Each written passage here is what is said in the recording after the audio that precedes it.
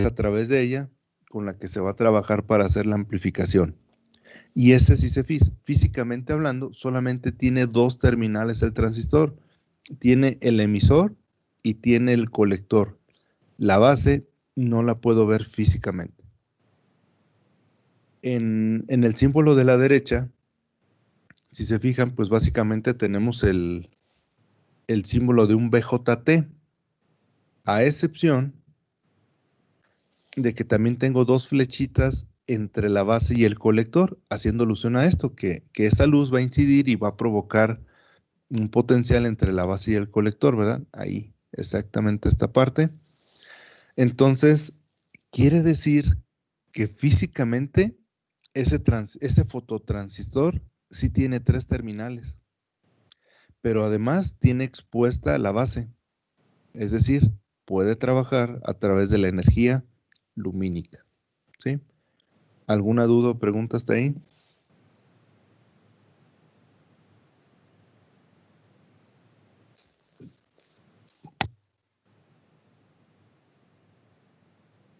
No, profe.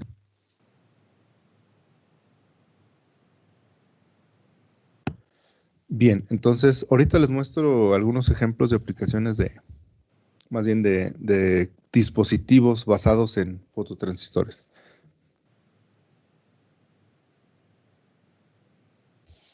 Entonces voy a la que sigue. Entonces, esto ahorita lo que yo les mencionaba, que existen de 2 y 3 terminales.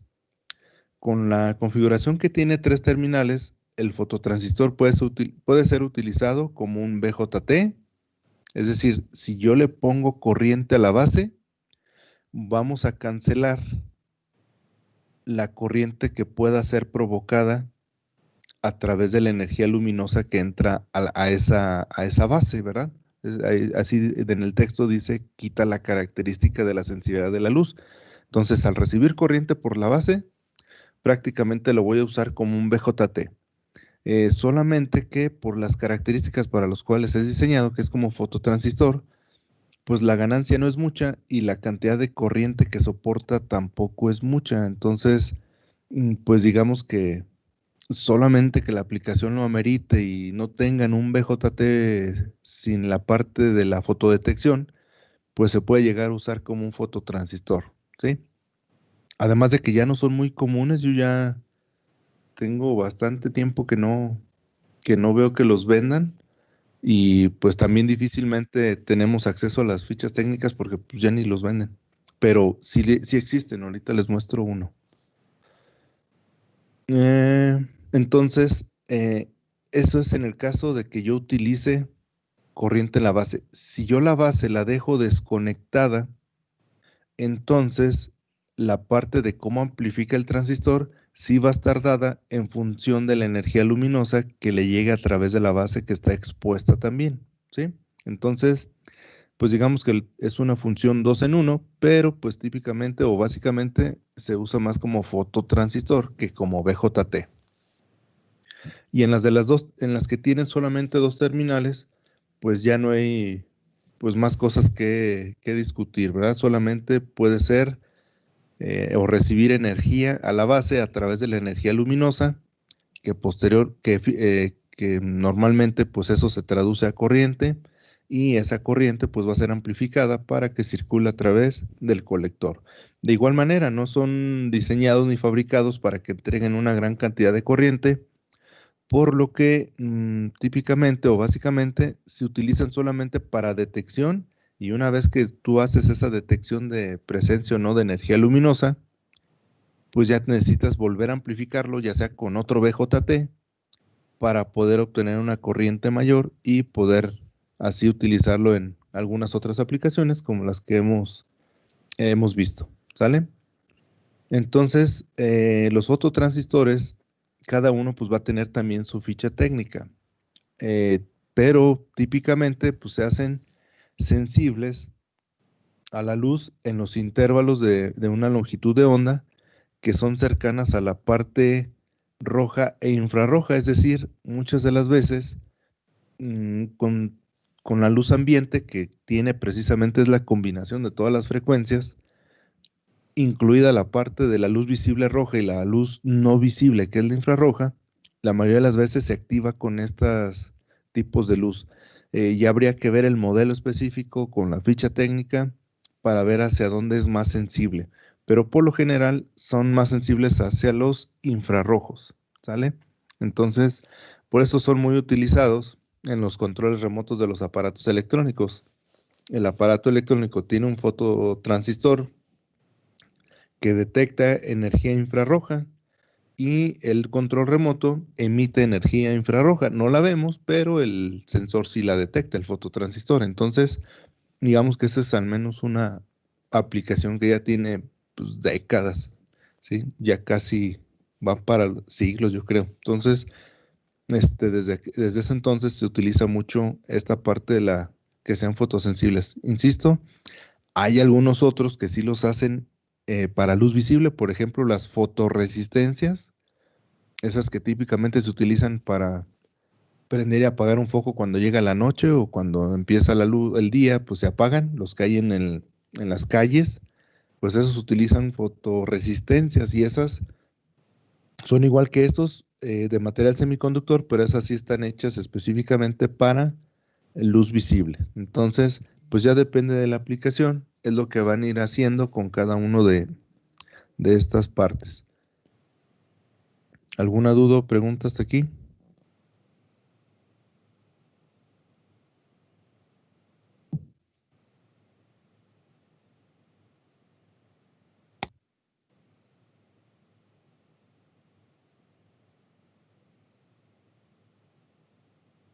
No, profe. No, profe.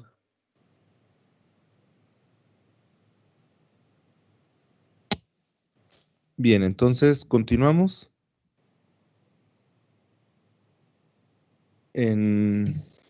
Obviamente también va a tener sus curvas características, donde nosotros podamos identificar si está en la región de corte, está en la región activa o está en la región de saturación.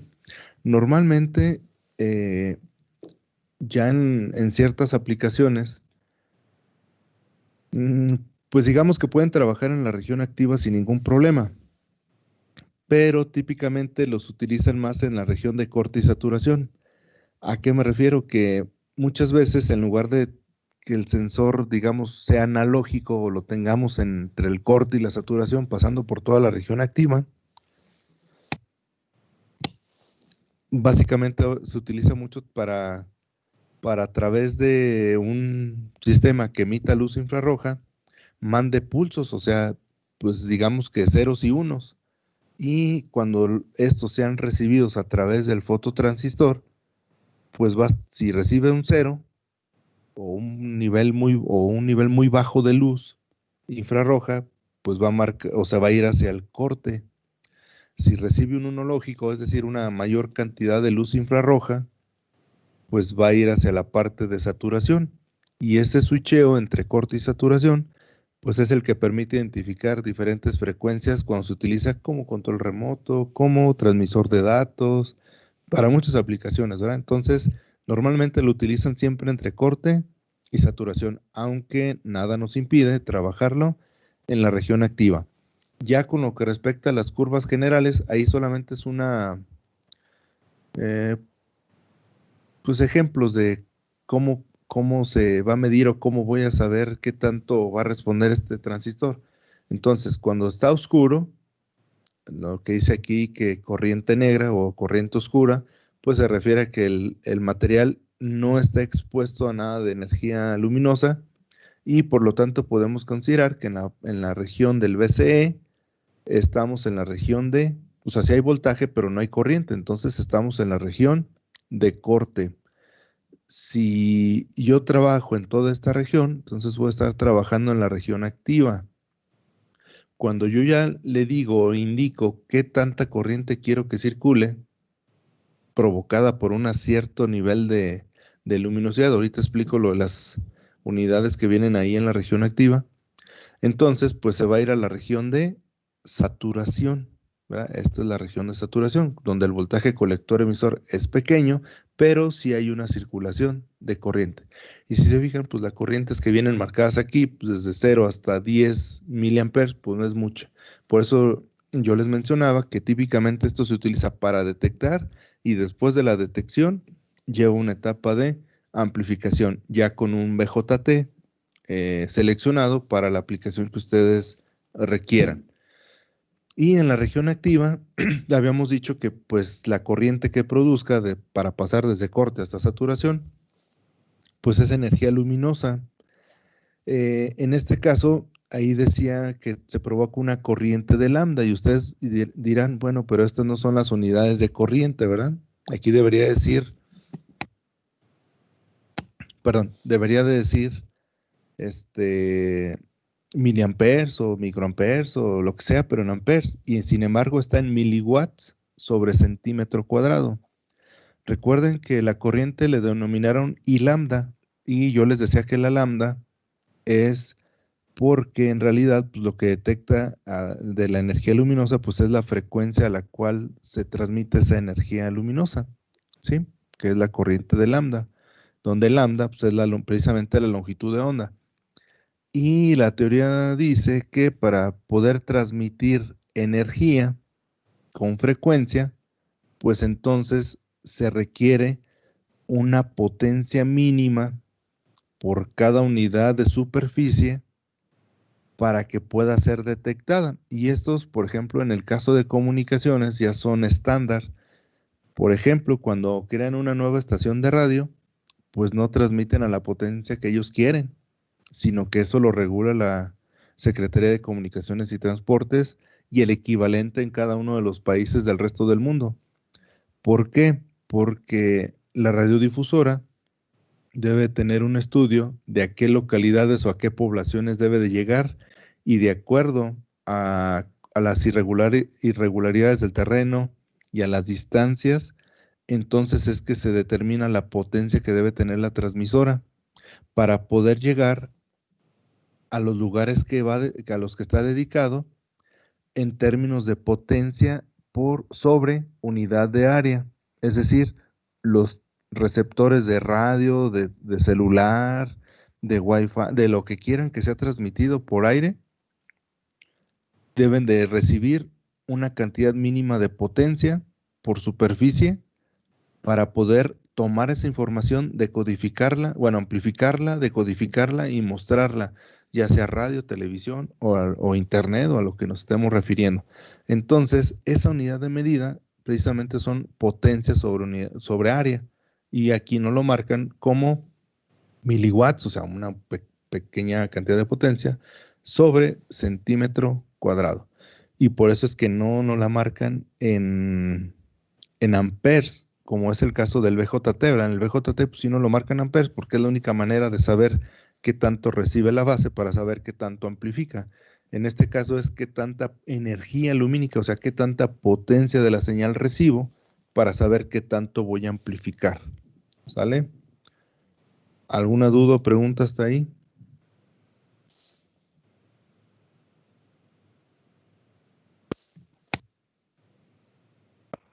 No, no, ninguna por el momento, profe.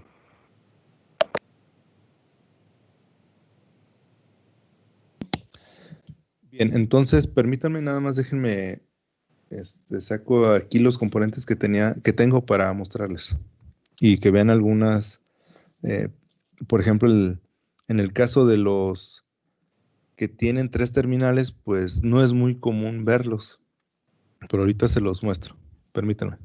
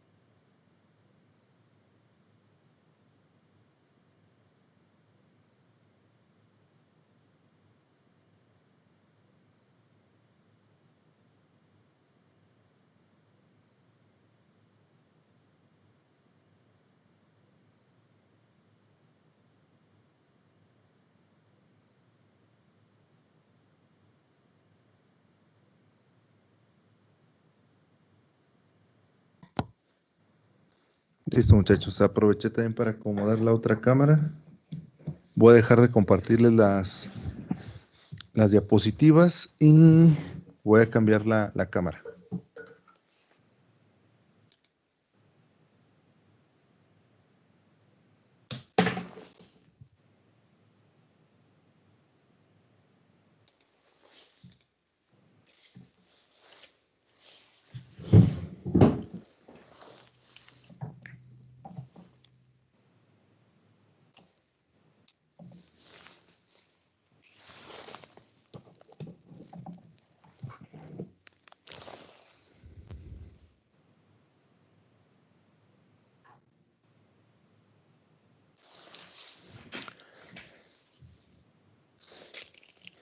Bien, entonces voy a mostrar algunos componentes que internamente o externamente, dependiendo de la aplicación, pues van a tener un fototransistor. Pues digamos que el más común es este.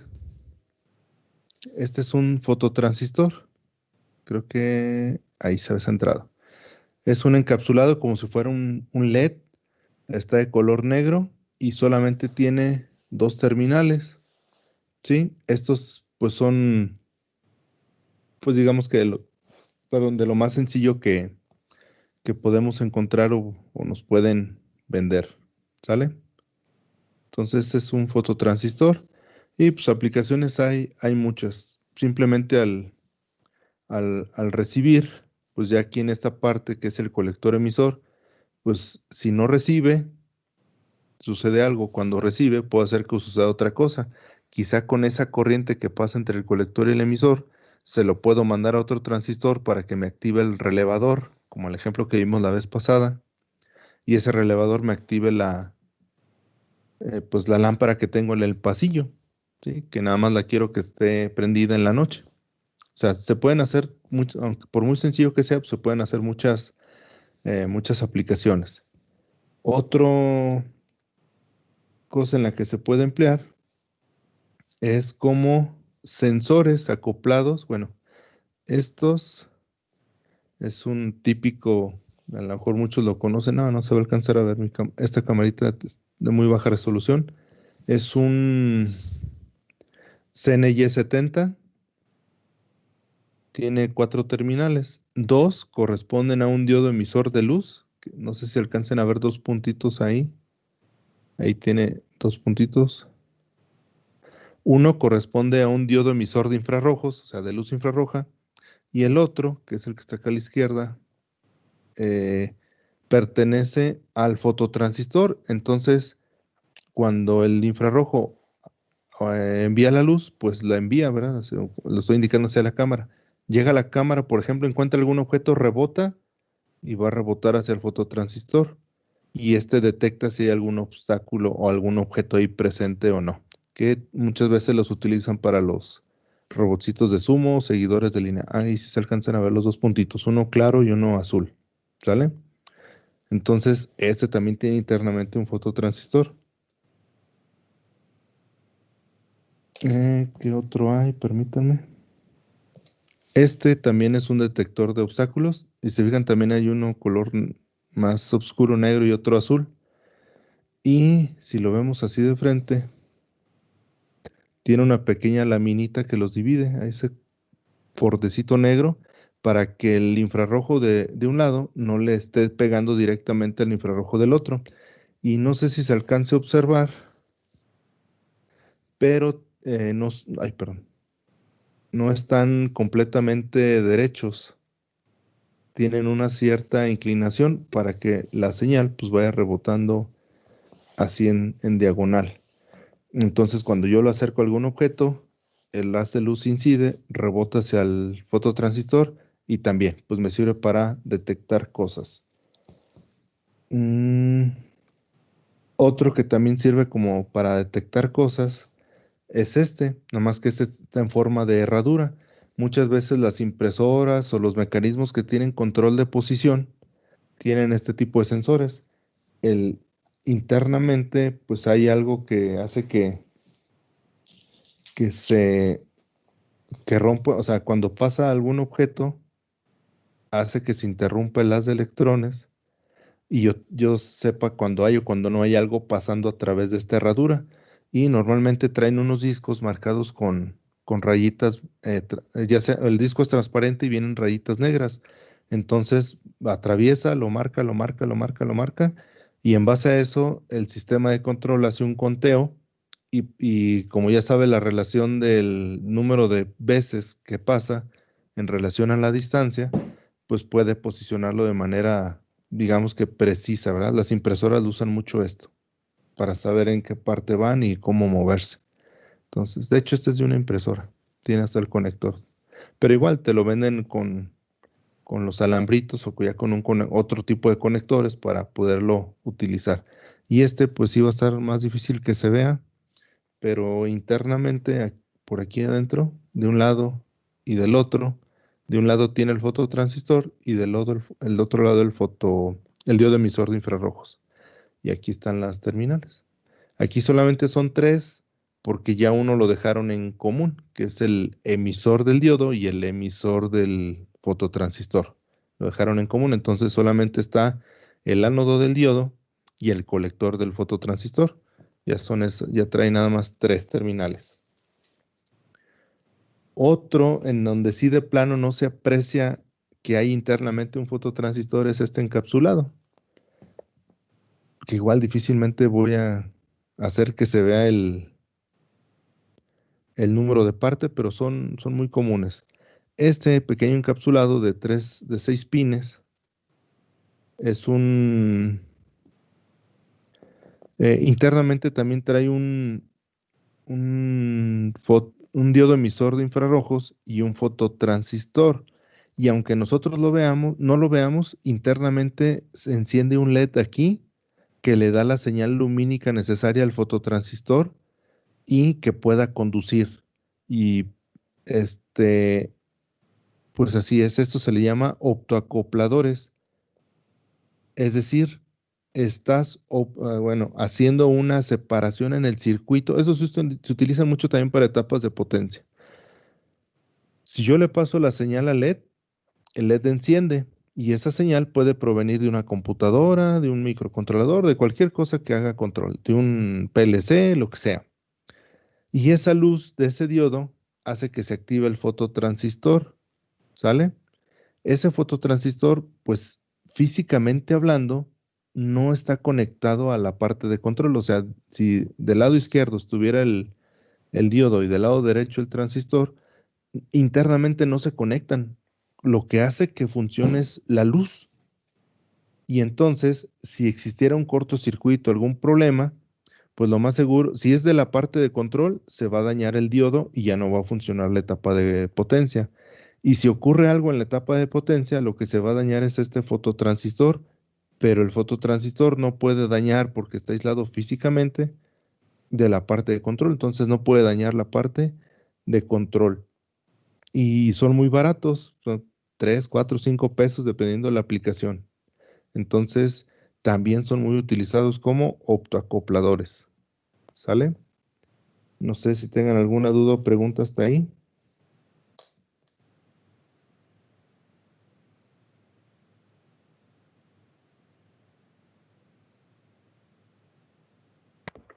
No, profe, todo claro. Y por último, la cereza del pastel, que pues, yo no sé cuánta gente lo pudiera tener. Ya ni me pregunten de dónde lo saqué. Pero si mi memoria no me falla, yo lo tengo desde que estaba en la secundaria. Es este. Si se fijan por la parte de arriba parece un LED, ¿verdad?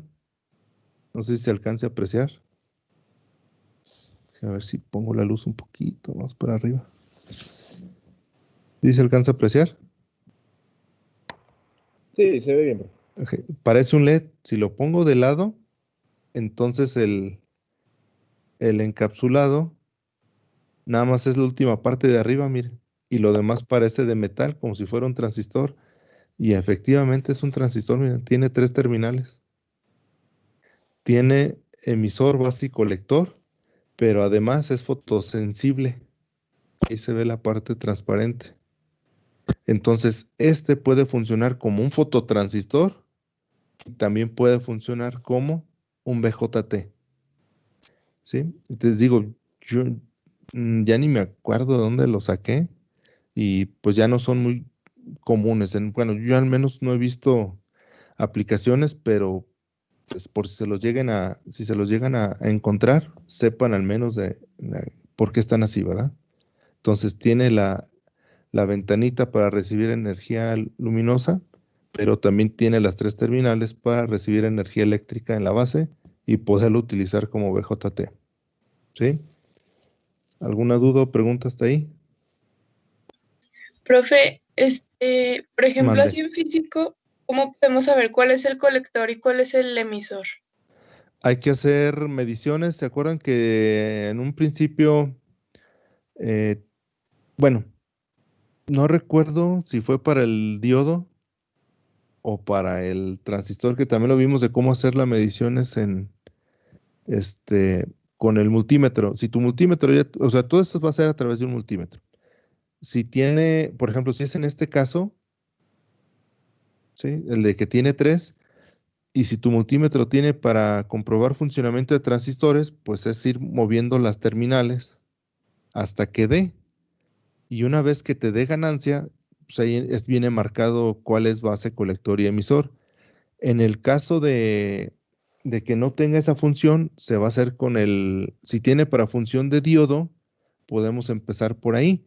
Yo voy a agarrar dos terminales. Si en una me marca voltaje y en la otra OL, o sea, una resistencia muy grande, pues quiere decir que estoy en un diodo y el modelo del diodo indica que estamos entre la base y el emisor. Y si es NPN, la base es la positiva, o sea, es el material, perdón, la base es material N, no P, ya que estoy diciendo, bueno, partiendo de que estamos en un NPN, ¿eh? Entonces, para polarizar positivo la base y el emisor, pues entonces sería la base el positivo y el emisor el negativo. O sea, tendríamos que estar haciendo pruebas para ver eh, para saber cuál es. Y en este caso, físicamente trae no sé si se alcanza a ver, trae una pequeña pestañita ahí. Se alcanza a ver un bordecito, miren. Casi siempre ese bordecito te marca el emisor. Y entonces, pues ya nomás tendría ver las combinaciones de cuál es. Y en las fichas técnicas, si viene, miren, por ejemplo, si yo lo veo de por abajo, déjenme las doblo poquito. A ver si se alcanza a ver esta pestañita. No sé si se alcanza a ver. Hay una pestañita aquí.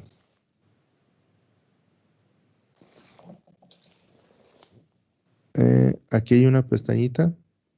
Entonces, las terminales forman como un triángulo. Entonces, ya una vez que identificas la pestaña, ya sabes pues cuál de las demás es la base y el emisor. Déjenme hago la prueba a ver si estos todavía funcionan con el multímetro y para que vean la prueba de cuando sí tienen para probar transistores. Permítanme. Normalmente, a ver, miren, aquí viene marcado emisor, base, colector, emisor, colector, emisor, base, o los del PNP o NPN. O sea, trae todas las posibles combinaciones que puedas hacer como para poderlo probar. Por ejemplo, yo voy a empezar como emisor, base y colector. Se prende y lo pongo en su función de probar transistores. Y voy a empezar así. Emisor, base. Ahí está, miren. Déjenme lo hago por acá. Tiene una ganancia de 953. Entonces yo no lo voy a hacer bueno, estos tienen una ganancia muy grande porque la cantidad de energía que reciben es muy pequeña, pero más o menos 10, 20 miliamperes es lo máximo que te va a dar a colector. Entonces, ahí está. Y si yo lo quito, aquí tengo el emisor, que es el que les había dicho que tiene la pestañita. El que sigue es la base a la derecha y a la derecha de la base está el colector. Entonces, para cualquier transistor se hace lo mismo, ¿sí?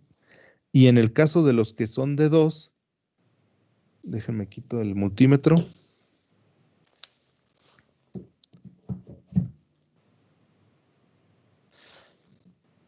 En el caso de los que son de 2, siempre te van a marcar el fabricante una patita más larga que la otra, no sé si se alcance a ver. Entonces ya con eso sabes cuál es el colector y cuál es el emisor. Ahora, si lo estás reutilizando, pues ya ahí va a haber problemas, ¿verdad? O sea, vas a tener que poner la base expuesta a una... Este es específicamente para infrarrojos, por ejemplo. Ahí tendrías que poner ya una fuente de luz infrarroja y ver el sentido en que circula la corriente acá para determinar cuál es el emisor y cuál es el colector. Sí, no sé si más o menos queda claro la pregunta. Sí, muchas gracias, profe. Sí. Sí, pero todo es en base pues, al multímetro. El multímetro es nuestra mayor herramienta. En caso de que no tenga, por ejemplo, probador de diodos tampoco, pues entonces sería con la resistencia. Lo más fácil es encontrar primero la base y el emisor, porque ahí está un diodo. Entonces, cuando yo polarizo en directa el diodo, tiene una resistencia baja. Si yo lo polarizo en inversa, tiene una resistencia alta. Entonces, identificando el diodo, pues ya por inspección sé que el que resta es el colector, ¿verdad? Sí, entonces también esa es otra manera de identificarlo. ¿Alguna otra duda o pregunta respecto a esto de los fototransistores?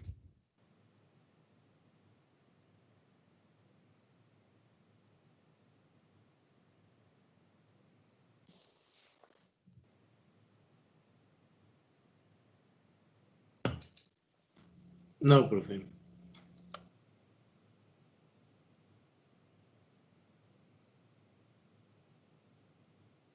Bien, entonces voy a retomar las diapositivas.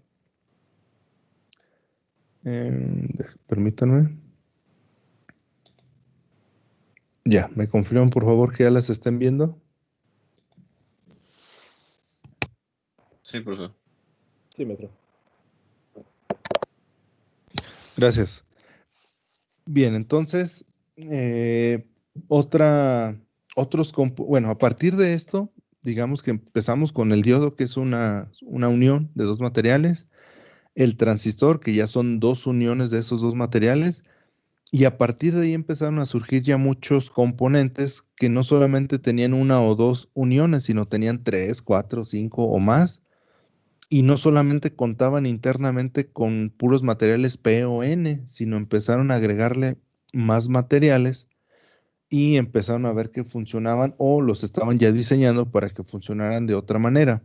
Entonces, una de esas combinaciones que hicieron a través de ese tipo de materiales son los MOSFETs. Sí, es que hoy en día pues lo usamos así como si fuera un transistor BJT, pero que en realidad no lo es y no siempre es la mejor opción, aunque por características así lo parezca. Estos provienen de la familia de los FETs, ¿sí? El FET es un transistor de efecto de campo, es decir, trabaja ya un poco diferente a un BJT porque tiene otros ciertos componentes. También existen los JFETs y pues hasta después los FETs. En realidad no sé por qué vienen los FETs, yo siento que porque son populares, pero pues no viene todo el detrás de, ¿verdad? Pero pues principalmente son FETs, que es un transistor de efecto de campo, por sus siglas en inglés, y que opera con una unión PN polarizada en inversa para controlar la corriente de un canal. Así se llama, un canal. Y ahorita vemos cuáles son sus símbolos y cómo funciona. Entonces, un FET, transistor de efecto de campo. Un MOSFET es un transistor de efecto de campo semiconductor de óxido metálico. Es mucho rollo, ¿verdad?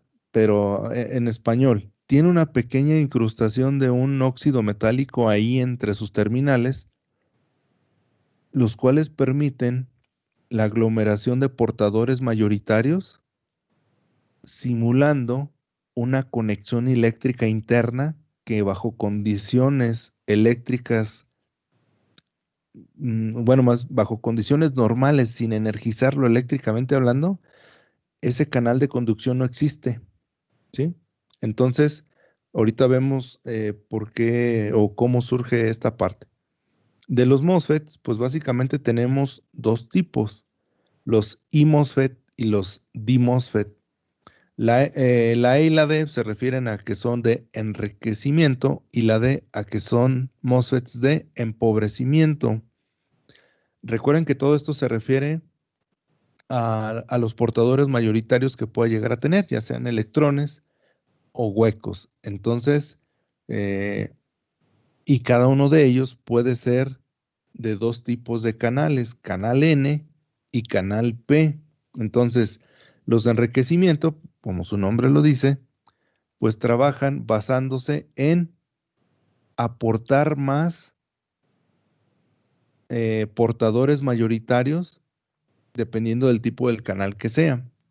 O sea, enriquecen esa unión para que pueda haber una circulación de los portadores mayoritarios, ya sean huecos o electrones. Y en el caso del empobrecimiento, pues hacen lo contrario, o sea, le quitan portadores para que los otros puedan llegar a circular y también pueden ser los que circulen tanto electrones como huecos, ¿sí? Entonces, pues básicamente estamos hablando de un componente que si no tiene las condiciones eléctricas adecuadas, no conduce porque no tiene físicamente algo que lo conecte, pero bajo ciertas condiciones eléctricas, de manera instantánea internamente, se genera un conductor y que a través de ese conductor ya puede circular la corriente en el componente. Entonces, estamos hablando que típicamente un MOSFET se trabaja desde corte hasta saturación. No se recomienda trabajarlo en las regiones activas porque son muy pequeñas y muy difíciles de controlar. Entonces, típicamente se usa para hacer switcheos, ¿sí? Controlar velocidad de un motor, sí, pero a través de switcheos, como los conocidos como PWM. Operaciones de on-off también. Características que tenga por encima de o referente a un BJT, pues estos pueden, gracias a que ese canal no se genera o no está presente, sino se genera y que todo el encapsulado le sirve como disipación y con un área más grande, puede llegar se utiliza para cuando tenemos aplicaciones que requieran una corriente muy alta. Me refiero a corriente muy alta a 15, 20, 30, 50, 100 amperes. Y si se fijan los ejemplos que vimos de los BJTs, pues no llegaban al amper. Hay algunos BJTs que sí llegan a 1 amper o se hacen un arreglo entre dos BJTs y pueden llegar a los 4, 5 o 6 amperes, pero no más, porque es mucha la energía que tienen que disipar y se calientan y se dañan. En cambio, los MOSFETs, no, estos sí pueden soportar, les digo, 15, 20, 25, 50 o más amperes. Entonces, en un encapsulado del tamaño de un transistor BJT, de poder soportar esa gran cantidad de corriente, pues entonces es por eso que se usan mucho, ¿sí? Entonces, insisto, estos no se usan para tenerlos como reguladores de corriente o voltaje que estén trabajando en la región activa. Todos son switcheo. ¿Salen? ¿Alguna duda o pregunta hasta ahí?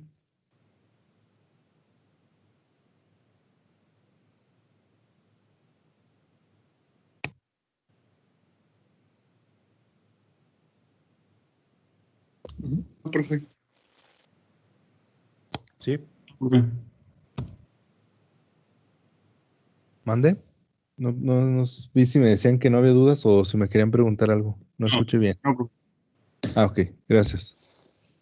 Entonces, por favor, no los utilicen como si fueran BJT, ¿sale? Úsenlos para cuando sea necesario aplicaciones que requieran esa gran cantidad de energía o de corriente. Entonces, nos vamos. ¿Cómo son sus símbolos? Normalmente, o los que más nos podemos encontrar, son los MOSFETs de enriquecimiento, que son los iMOSFET. Entonces, podemos tener de dos tipos, canal N y canal P. Y pues van a tener tres terminales que le llaman, pues ya dependiendo del autor, le va a llamar de diferentes maneras, pero los términos en inglés, donde fue acuñado, son los que tengo en la parte de abajo. D se refiere a drain. Y aquí le ponen como drenaje, pero digamos que en electrónica pues, se le conoce como el drenador. Ahora, si ustedes se van al Google o con esas traducciones perronas que se avientan, pues les va a decir que es caño, ¿verdad? Sí, o sea, se refiere a sacar lo que no sirve de algo. Pero pues ya en términos correctos, en la parte de ingeniería, pues es un drenador. ¿Qué hace? Pues drena la energía, drena la corriente, drena los electrones. Entonces, le pueden encontrar como drenaje o drenador, pero el término pues acuñado en inglés es de drain. Y pues igual, ya cuando empiecen a trabajar un poquito más en términos de ingeniería o de electrónica, pues es recomendable que busquen el término en ingeniería en electrónica, no en un diccionario o en un traductor común, ¿verdad? Entonces, recomendable tener siempre un tumbaburros, o sea, un diccionario eh, inglés, español o español inglés, pero técnicos, porque después salen con o sea, no son los mismos términos, pues. Entonces quieren hacer traducciones literales y se ve muy mal. Sí, entonces la siguiente es el compuerta, que normalmente lo conocemos como G y se le llama G por el gate. Literal, sirve como una compuerta de las que ustedes imaginan en una presa. Entre más voltaje, o sea, entre más abran la compuerta, pues más agua sale. Entre más voltaje le pongan a la compuerta, pues más corriente va a circular en ese MOSFET, ¿sale? Y por último tenemos la fuente, que normalmente la observamos o nos la presentan como la letra S, la S de source, ¿sale? Entonces, haciendo una analogía así exterior con el BJT, pues entonces la compuerta es lo que haría en el BJT la base. Nada más que aquí no es por corriente, sino es con voltaje. Recuerden que, o sea, es decir, aquí no necesito ponerle una resistencia ilimitadora para que limite la corriente. No, lo que necesito es voltaje. Y en el BJT necesito ponerle esa resistencia porque el control lo tengo en base a la corriente de base. Y en este caso es en base al voltaje. ¿Cuál voltaje? Que siempre le llaman voltaje GS, o sea, de compuerta a fuente. Voltaje GS. Y los simbolitos, lo que me va a indicar es que no hay nada, fíjense, entre la compuerta y el drenaje y la fuente, no hay nada físicamente pegado. Recuerden que en el transistor, por ejemplo, estaba aquí pegado, ¿verdad? Era una sola línea donde salían las tres terminales. Y aquí no hay nada. Quiere decir que no hay físicamente contacto. Sin embargo, ahorita vamos a ver enseguida, por efectos de ese óxido metal que le ponen ahí en el encapsulado, hace que esto haga contacto y que controle lo que circula entre el drenaje o el drenador y la fuente, que a veces también le llaman surtidor. En el de source se lo pueden encontrar como fuente o surtidor. ¿Sale? Entonces la flechita indica hacia dónde va. O sea, en este caso iría de fuente a drenador y se le llama canal N. En el de la derecha es el mismo símbolo, solamente que tiene la flechita hacia afuera y este se le llama canal P y va del drenaje a la fuente o del drenador a la fuente y en el caso del canal N, de la fuente al drenador. Entonces, esta separación que viene aquí de estas dos rayitas intermedias también indica que físicamente no hay ninguna conexión entre el drenador y la fuente hasta que se cumplen ciertas condiciones, entre ellas un voltaje entre la compuerta y el surtidor. Estas tres se unirán y va a poder circular corriente, ¿sí? Es decir, es como si internamente no hay nada de dónde pasar los electrones de un lado al otro y de repente bajo ciertas condiciones eléctricas se hace un puente o un canal y empiezan los electrones a pasar por ahí. Pero si lo quitas las condiciones, desaparece ese canal o ese puente. Entonces, por eso es tan interesante y, pues se usa mucho por lo mismo de que físicamente no es un alambrito o un pequeño pedacito nada más de semiconductor, sino que es una superficie más amplia y por eso soporta mayor cantidad de corriente entre sus terminales. ¿Alguna duda o pregunta hasta ahí?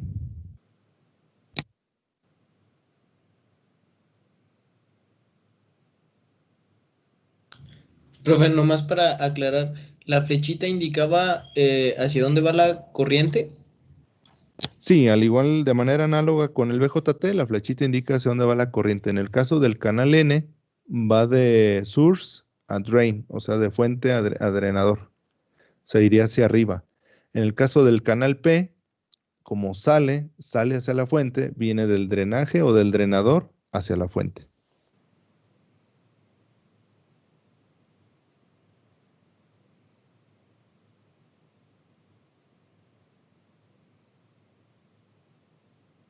No sé si quedó claro. Sí, profe. Sí. Ahorita vemos cómo es a grandes rasgos el funcionamiento. ¿Alguna duda o pregunta o necesitan tomar nota de algo, sino para avanzar?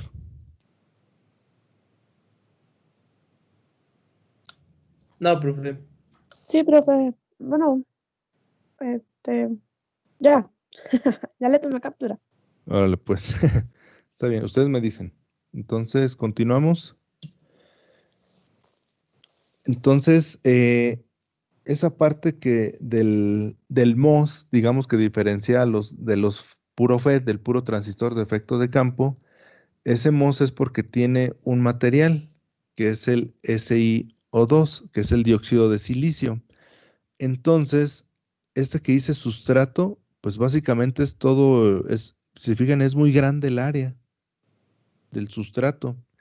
Por ahí se va a formar el canal de conducción y como es muy amplio, pues puede disipar más rápido el calor. Y esto casi siempre va pegado a una parte metálica en el encapsulado, que es el que va a permitir que pues se disipe toda la cantidad de energía provocada por la circulación de corriente ahí.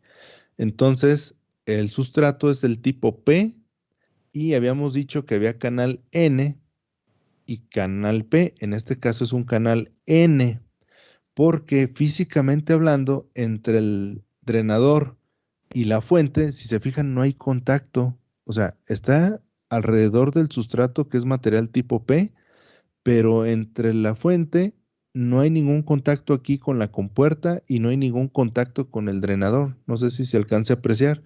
O sea, bajo condiciones así normales, sin conectarlo a nada, no hay nada que haga que los electrones que están en el material N pasen hasta el material N de la fuente o de la fuente al drenador. No hay nada, ¿sí? Entonces, bueno, ahorita me regreso si necesitan tomar captura o nota. ¿Qué sucede? Bueno, mejor me espero ahí para ver todo el funcionamiento. La compuerta tampoco tiene contacto ni con el drenador ni con el surtidor.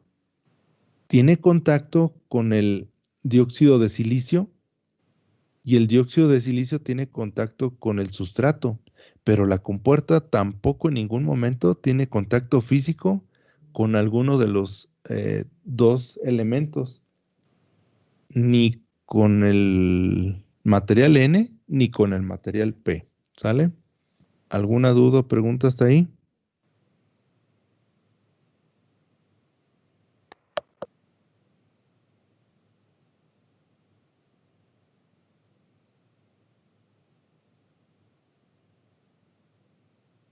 No, no, profe.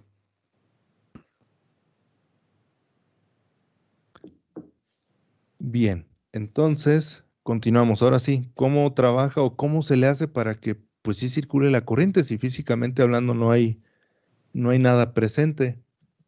Entonces, se le tiene que poner un voltaje positivo a la compuerta por encima de un valor de umbral.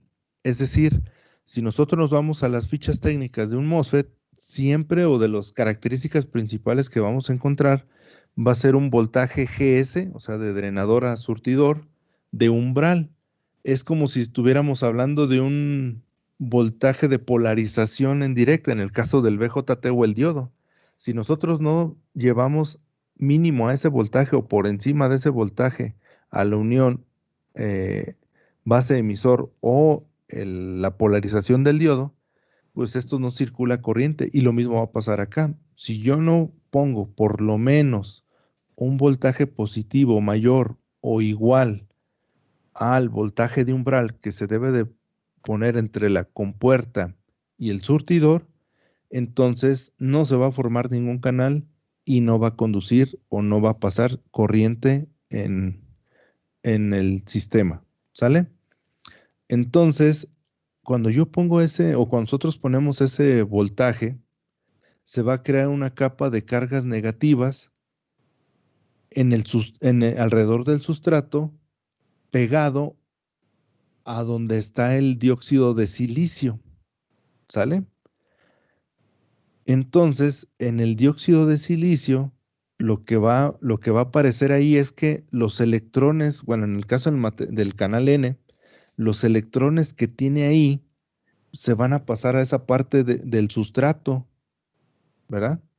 Y entonces va a haber tanta acumulación de cargas negativas en el sustrato por efecto del dióxido de silicio ahí, que como se van aglomerando y están, digamos, a un ladito, tanto el drenador como el surtidor, entonces los electrones que están en el drenador y en el surtidor empiezan ¿cómo se llama? Pues a pasar a través de esos electrones que se juntaron, y por eso se dice que se forma un canal. Entonces puede haber circulación porque a través del voltaje de la compuerta hay electrones presentes en el sustrato, y esos electrones le sirven como puente a los electrones que hay en el material N de la compuerta, perdón, del surtidor y del drenador. Y de esa manera es que se dice que se forma un canal, pues es un canal de conducción. Por eso el término que muchas veces le llaman es un drenador, no un drenaje, ¿verdad? Porque o sea, no se va al caño, sino se drena la corriente, ya sea hacia el surtidor o hacia el drenador, dependiendo si es canal N o si es canal P. Físicamente hablando, nosotros lo veríamos así. Cuando nosotros le ponemos voltaje positivo entre la compuerta y el surtidor, en el dióxido de silicio empieza a empujar cargas negativas hacia el sustrato. Y esas cargas negativas se van, o sea, de los pocos electrones que tiene ahí el material P, se van a aglomerar aquí en la región del sustrato, y entonces se van a prácticamente a fusionar las cargas con las cargas en exceso de electrones, en este caso, que tiene tanto el drenador como el surtidor, formando un puente en el cual, cuando yo coloco voltaje a través de una carga o una resistencia de drenador, le llaman aquí, que puede ser cualquier cosa, un LED, una bomba, lo que sea, la corriente ya va a poder circular desde el drenador hasta el surtidor y retornar a tierra. Cuando yo no le pongo eso, no hay ningún canal. Yo le pongo voltaje entre la compuerta y la fuente, y entonces ya se forma este canal. En el momento en el que el VGG que marca aquí está por debajo del umbral, este canal se hace más delgado, sí empieza a disminuir la corriente, y por eso es que muchas veces quieren hacerlo como si fuera una regulación, pero en realidad, en cuanto disminuye un poquito más, este canal desaparece. Es decir, no tenemos un control de la región activa, o sea, de que, yo puedo ir abriendo o cerrando un poquito más el canal. Sí se puede, pero es muy complicado. no, y no es recomendable. Entonces, básicamente esto está para que hay canal o no hay canal, hay canal o no hay canal, dependiendo del voltaje que esté aquí. Y de esa manera, pues si hay canal, circula la corriente. Si no hay canal, pues no circula la corriente, porque físicamente hablando, estos dos materiales N no están conectados, ¿sale? Así como en esta imagen. ¿Alguna duda o pregunta hasta aquí? Sí, da chance de apuntar la diapositiva que sí. Sí, ustedes me dicen si aquí o en la diapositiva, ya me espero. Esa, por favor. Sí.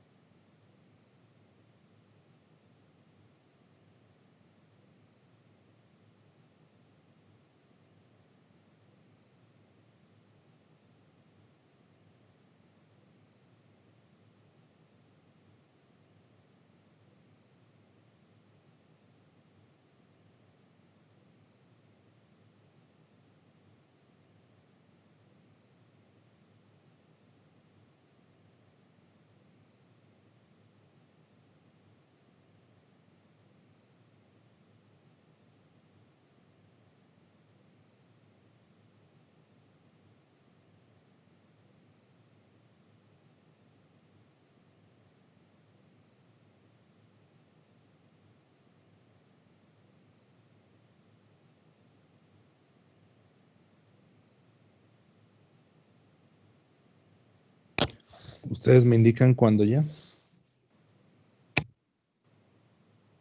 Ya casi, profe. Sí, no hay problema, ustedes me avisan.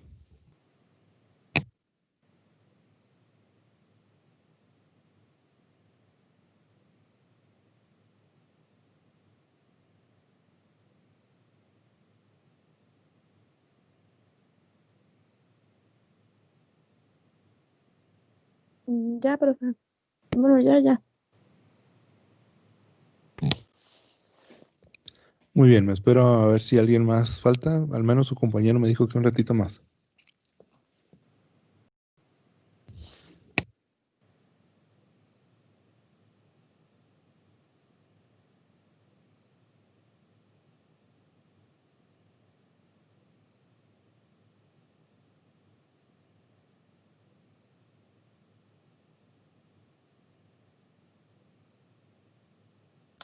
Listo, profe.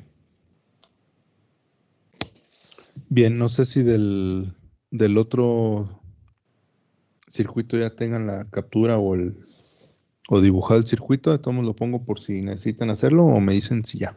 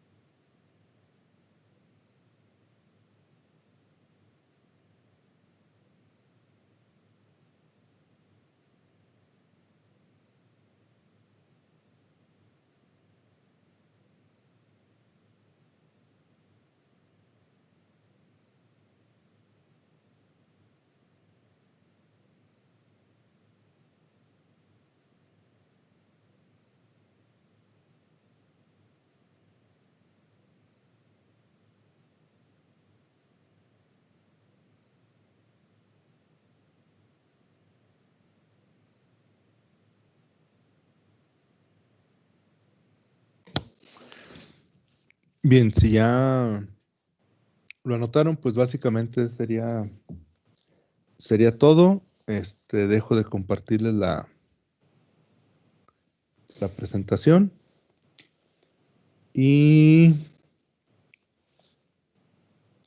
pues sería todo. Nos veríamos el próximo miércoles, ¿verdad? Así es, maestro, el miércoles. Sí, nos vemos. Entonces, no me acuerdo, ¿en qué día quedamos del examen? Viernes, ¿verdad? El viernes. Sí, ya me acuerdo. Entonces, el viernes comenzamos con reguladores de voltaje y luego el viernes examen. ¿Sale? Nos vemos, cuídense. Dale, profe, gracias. Hasta luego.